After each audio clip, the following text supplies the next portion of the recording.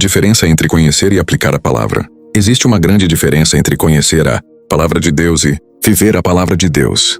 Muitos cristãos passam anos ouvindo pregações, participando de estudos bíblicos e decorando versículos, mas poucas mudanças acontecem em sua vida prática. O problema não está na falta de conhecimento, mas na falta de aplicação. A Bíblia nos alerta claramente em Tiago 1:22. Sede cumpridores da palavra e não somente ouvintes, enganando-vos a vós mesmos. Esse versículo é um chamado à ação. Deus não deseja apenas que saibamos o que é certo, mas que coloquemos em prática aquilo que aprendemos. A palavra só produz frutos quando é obedecida.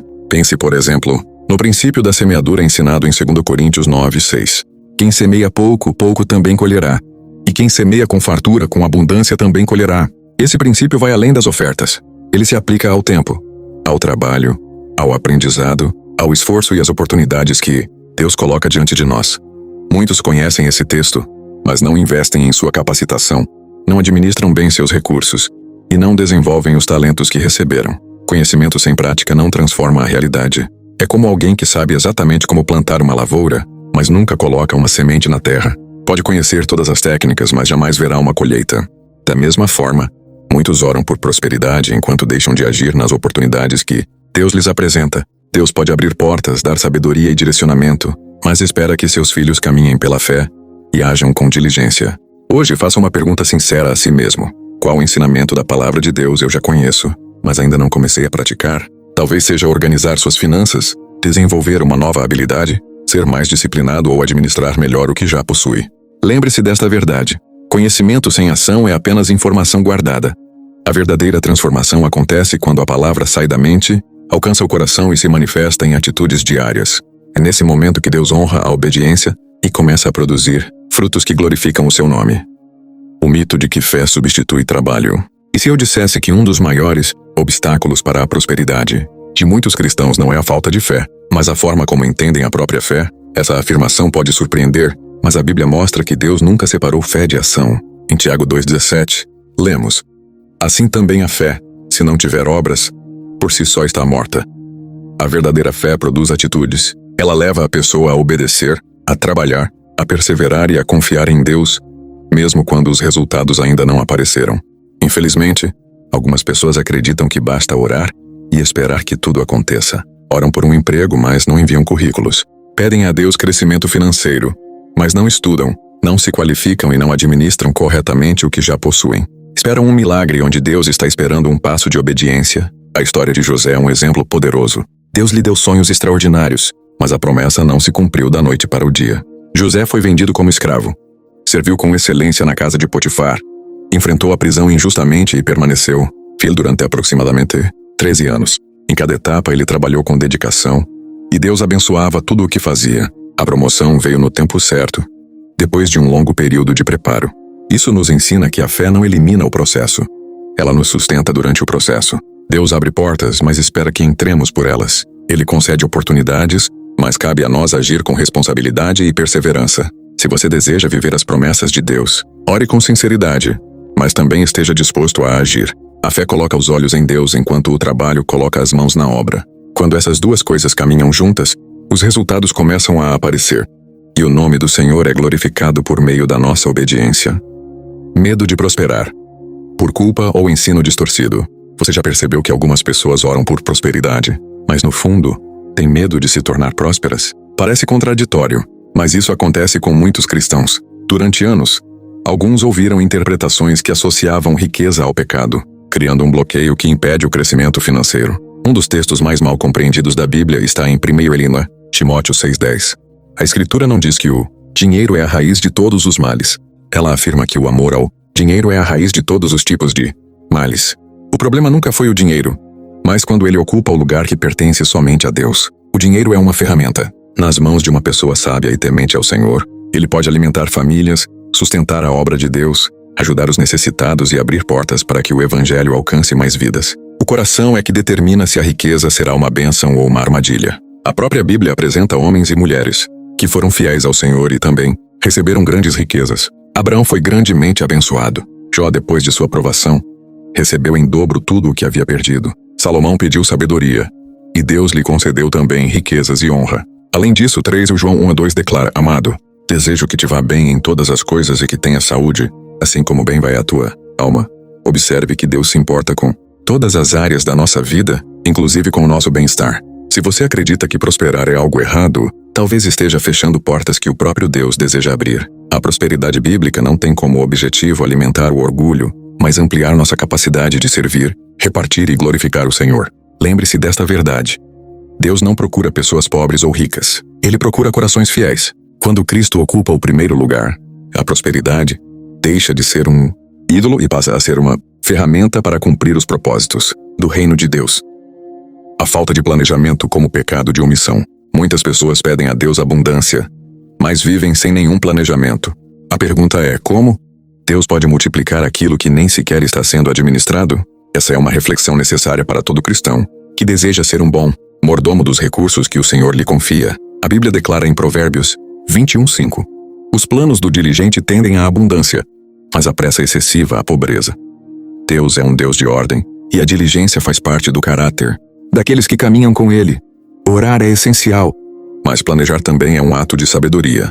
Em muitas igrejas aprendemos sobre fé, oração e perseverança, mas raramente somos ensinados a fazer um orçamento, estabelecer metas financeiras, investir em conhecimento ou desenvolver um plano de crescimento profissional. No entanto, administrar bem os recursos também é uma forma de glorificar a Deus. Jesus deixou esse princípio claro na parábola dos talentos. Os servos que colocaram seus talentos para produzir foram elogiados pelo Senhor. Já aquele que enterrou o talento por medo foi repreendido. O problema não foi a falta de recursos, mas a falta de iniciativa. Deus espera fidelidade com aquilo que já colocou em nossas mãos. Planejar não significa confiar mais nos próprios cálculos do que em Deus. Significa organizar a vida para cooperar com aquilo que Deus deseja realizar. Quem anota objetivos, controla gastos, evita desperdícios e estabelece prioridades demonstra responsabilidade na administração das bênçãos recebidas. Por isso, comece hoje.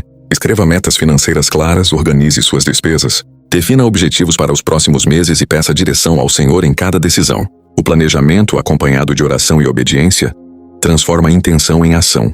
Lembre-se, a fé aponta o caminho, mas a disciplina mantém você caminhando. Quando entregamos nossos planos ao Senhor e fazemos a nossa parte com diligência, abrimos espaço para que Deus abençoe o trabalho das nossas mãos e nos conduza à abundância prometida em sua palavra. Círculo social, que reforça a mentalidade de escassez. Você já parou para pensar que algumas das pessoas mais próximas de você podem estar influenciando suas decisões mais importantes sem que você perceba? A Bíblia nos ensina que o ambiente em que vivemos molda nossos pensamentos, nossas atitudes e, muitas vezes, o nosso futuro. Em 1 Coríntios 15:33 está escrito: não vos enganeis, as más companhias corrompem os bons costumes. Esse princípio não se limita ao comportamento moral. Ele também se aplica à maneira como enxergamos o trabalho, o dinheiro, o crescimento e as oportunidades. Há cristãos que desejam prosperar, mas convivem diariamente com pessoas que criticam quem estuda, desprezam quem empreende e ridicularizam aqueles que sonham em crescer. Sempre há uma frase desanimadora: isso não vai dar certo. Rico não entra no céu. Aceite a vida como ela é. Com o tempo, essas palavras vão criando uma mentalidade de escassez, que paralisa a fé e impede o desenvolvimento. A palavra de Deus nos mostra outro caminho. Em Eclesiastes 4:9 lemos: melhor é serem dois do que um, porque tem melhor paga do seu trabalho. Deus nos criou para caminhar ao lado de pessoas que nos fortalecem, nos encorajam e nos ajudam a crescer espiritualmente e também em sabedoria. Isso não significa abandonar amigos ou tratar alguém com desprezo. Significa buscar relacionamentos que inspirem você a ser mais fiel, mais disciplinado e mais comprometido com os propósitos de Deus. Procure aprender com pessoas que vivem os princípios bíblicos e demonstram boa administração, generosidade e equilíbrio em suas finanças. Pergunte a si mesmo: as pessoas que mais influenciam minha vida me aproximam dos sonhos que Deus colocou em meu coração ou me fazem desistir deles? Lembre-se desta verdade. O ambiente pode acelerar ou atrasar o seu crescimento. Escolha caminhar ao lado de pessoas que fortaleçam sua fé, desafiem você a evoluir e o incentivem a colocar em prática os princípios da palavra. Quando você muda o ambiente, muitas vezes Deus começa a mudar também os resultados da sua vida. Confundir humildade com mediocridade. Existe uma mentira que tem impedido muitos cristãos de desenvolverem todo o potencial que Deus lhes deu. Acreditar que viver na pobreza é sinal de maior espiritualidade. Mas será que a Bíblia realmente ensina isso? É hora de separar a verdade da tradição humana. A humildade ensinada por Jesus nunca foi sinônimo de acomodação, negligência ou mediocridade. Ser humilde é reconhecer que tudo o que temos vem de Deus e que dependemos dele em todas as coisas. Uma pessoa pode ter muitos bens e continuar sendo humilde. assim como alguém pode ter pouco e ser dominado pelo orgulho.